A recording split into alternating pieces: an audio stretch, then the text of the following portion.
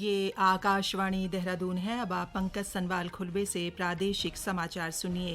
पहले मुख्य समाचार।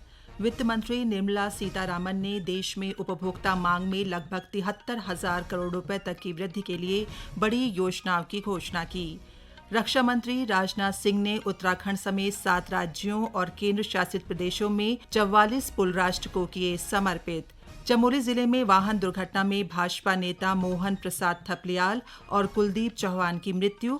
और प्रदेश में अनलॉक 5 के बाद यात्रियों की संख्या में इजाफा। हरिद्वार रेलवे स्टेशन और बस अड्डे पर बढ़ी भीड़। कोविड महामारी के खिलाफ देश एकजुट होकर लड़ रहा है। आप भी हमारे साथ सुरक्षा और बचाव के 3 आसान एहतियाती उपायों का संकल्प लें। मास्क पहने, 2 गज दूरी है जरूरी, सुरक्षित दूरी बनाए रखें, हाथ और मुंह साफ रखें। अब समाचार विस्तार से। वित्त मंत्री निर्मला सीतारामन ने देश में उपभोक्ता मांग में लगभग 73,000 करोड़ रुपए तक की वृद्धि के लिए 5 बड़ी योजनाओं की घोषणा की है। आज नई दिल्ली में संवाददाताओं को संबोधित करते हुए उन्होंने देश में मांग को बढ़ाने के कुछ नए प्रस्तावों का ब्यौरा दिया। उन्होंने बताया कि नए प्रस्तावों का उद्देश्य एलटीसी वाउचर और फेस्टिवल एडवांस देकर मांग को बढ़ाना है। वित्त मंत्री ने बताया कि केंद्र और राज्य सरकारों द्वारा पूंजी व्यय के लिए अतिरिक्त 37,000 करोड़ रुपए दिए जाएंगे। उन्होंने बताया कि सरकारी कर्मचारियों को एलटीसी की 2018-21 ब्लॉक अवधि के लिए 10 दिन की छुट्टी के बदले नकद भुगतान किया जाएगा और उनकी पात्रता के अनुसार यात्रा किराया दिया जाएगा। इसके अलावा वित्त मंत्री ने केंद्र सरकार की सभी कर्मचारियों के लिए 10,000 रुपए के फेस्टिवल एडवांस की घोषणा की है। केंद्र सरकार इस स्कीम के तहत कर्मचारियों को 10,000 रुपए का प्रीपेड रुपे कार्ड देगी। इसका इस्तेमाल 31 मार्च 2021 तक किसी भी त्योहार के लिए किया जा सकेगा। केंद्रीय रक्षा मंत्री राजनाथ सिंह ने आज 7 राज्यों और केंद्र शासित प्रदेशों में सीमा सड़क संगठन द्वारा बनाए गए 44 पुलों का वीडियो कॉन्फ्रेंसिंग के माध्यम से राष्ट्र को समर्पित किया। इनमें उत्तराखंड के 8 पुल भी शामिल हैं, जिनका कुल स्पान 390 मीटर है। रक्षा मंत्री ने अरुणाचल प्रदेश के तवांग मार्ग में नेचीफू सुरंग की आधारशिला भी रखी। इस अवसर पर रक्षा मंत्री ने कहा कि एक साथ इतने पुलों का उद्घाटन और सुरंग की आधारशिला रखना बड़ा रिकॉर्ड है। इससे सीमावर्ती क्षेत्रों में कनेक्टिविटी और विकास का नया युग शुरू होगा। उन्होंने कहा कि सीमावर्ती क्षेत्रों में रक्षा के साथ ही विकास में बीआरओ की महत्वपूर्ण भूमिका रही है। इन पुलों के बनने से स्थानीय आकांक्षाओं की पूर्ति होगी और सेना तक आवश्यक सामग्री पहुंचाने में मदद मिलेगी। सामरिक आवश्यकताओं को पूरा करने में इनकी बड़ी उपयोगिता है। इससे दूर दराज के क्षेत्र विकास की मुख्य धारा से जुड़ सकेंगे। केंद्रीय मंत्री ने बीआरओ की सराहना करते हुए कहा कि पिछले 4-5 सालों में बीआरओ के बजट को लगभग 3 गुना किया गया है। हमें इसके परिणाम भी देखने को मिले हैं। मुख्यमंत्री त्रिवेंद्र सिंह रावत ने देश के सीमावर्ती क्षेत्रों में 44 पुलों के निर्माण के लिए रक्षा मंत्री का आभार व्यक्त करते हुए बीआरओ के अधिकारियों, इंजीनियरों और सभी कार्मिकों को बधाई दी।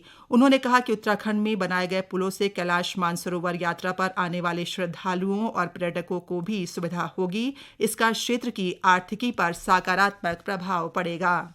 प्रधानमंत्री नरेंद्र मोदी ने राजमाता विजया राजे सिंधिया की 100वीं जयंती पर 100 रुपए के विशेष स्मारक सिक्के का विमोचन किया। इस अवसर पर वर्चुअल माध्यम से प्रदेश की राज्यपाल बेबी रानी मौर्य और मुख्यमंत्री त्रिवेंद्र सिंह रावत भी जुड़े थे।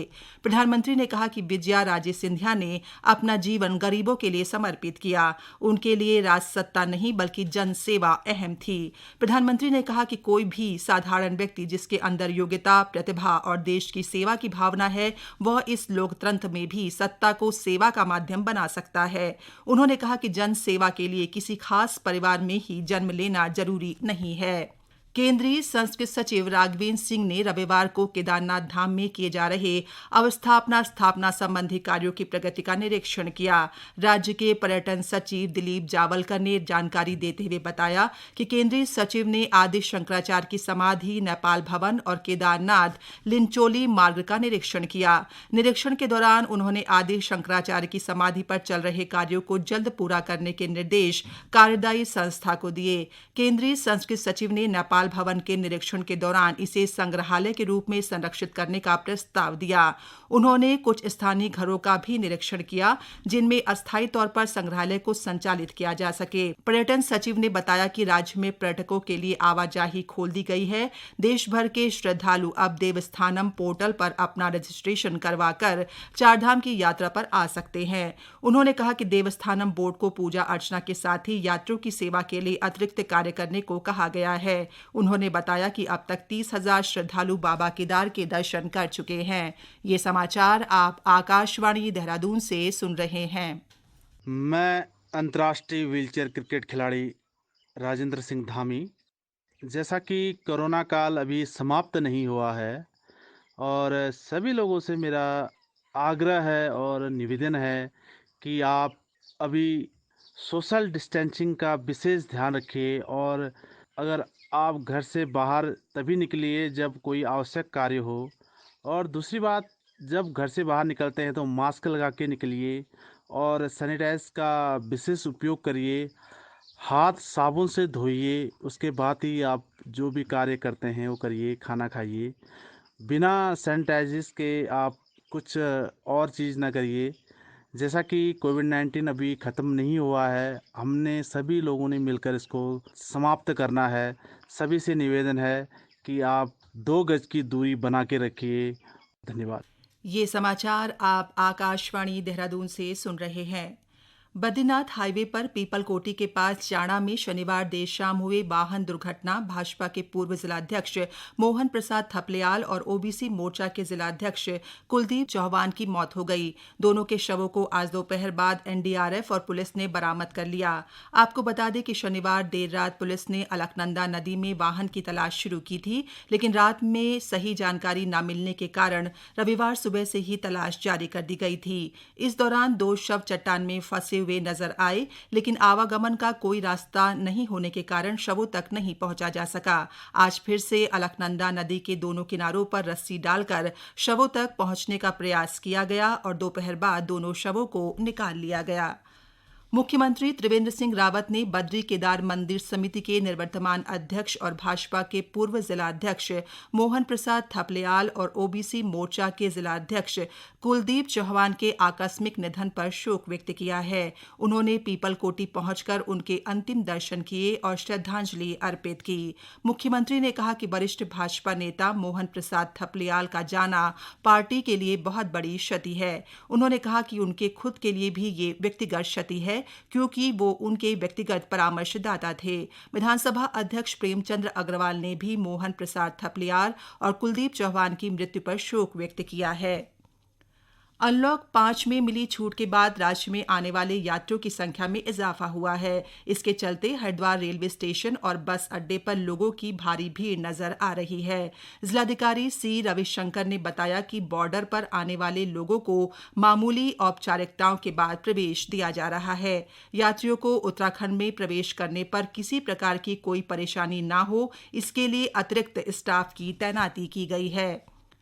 टिहरी जिले में कोरोना संक्रमण के 250 एक्टिव केस हैं, जिनमें से 200 होम आइसोलेशन में हैं। जिलाधिकारी इवा आशीष श्रीवास्तव ने बताया कि जिले में सभी कोरोना पॉजिटिव मरीज सामान्य हैं, कोई भी गंभीर स्थिति में नहीं है। उन्होंने कहा कि होम आइसोलेशन में रह रहे मरीजों को एक मेडिसिन किट दी गई है।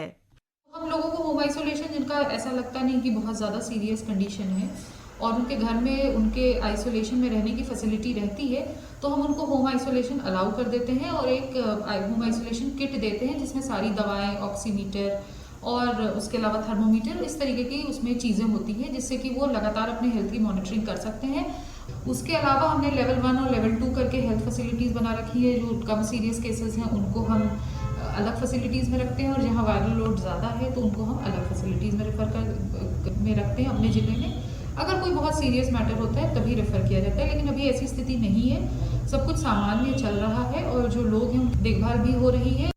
जिलाधिकारी ने लोगों से अपील की है कि कोरोना संक्रमण से बचने के लिए सोशल डिस्टेंसिंग के साथ मास्क और सैनिटाइजर का उपयोग जरूर करें। केवल जरूरी कार्यों के लिए ही घर से बाहर निकलें। टिहरी जिले के नरेंद्र नगर ब्लॉक के पीपलसारी तोक में रविवार रात को गुलदार ने एक 7 साल की बालिका पर हमला कर उसे निवाला बना लिया। बच्ची का शव गांव से दूर जंगलों में बरामद हुआ। घटना से पूरे क्षेत्र में दहशत का माहौल बना हुआ है। ग्रामीणों की गुलदार को नरभक्षी घोषित कर मारने की अपील के बाद वन विभाग ने वहां शार्प शूटर जॉय हुकील को तैनात किया गया है। अंत में मुख्य समाचार एक बार फिर। वित्त मंत्री निर्मला सीतारामन ने देश में उपभोक्ता मांग में लगभग 73,000 करोड़ रुपए तक की वृद्धि के लिए बड़ी योजनाओं की घोषणा की। रक्षा मंत्री राजनाथ सिंह ने उत्तराखंड समेत 7 राज्यों और केंद्र शासित प्रदेशों में 44 पुल राष्ट्र को किए समर्पित। चमोली जिले में वाहन दुर्घटना में भाजपा नेता मोहन प्रसाद थपलियाल और कुलदीप चौहान की मृत्यु। और प्रदेश में अनलॉक 5 के बाद यात्रियों की संख्या में इजाफा। हरिद्वार रेलवे स्टेशन और बस अड्डे पर बड़ी भीड़। इसी के साथ प्रादेशिक समाचार समाप्त हुए। नमस्कार।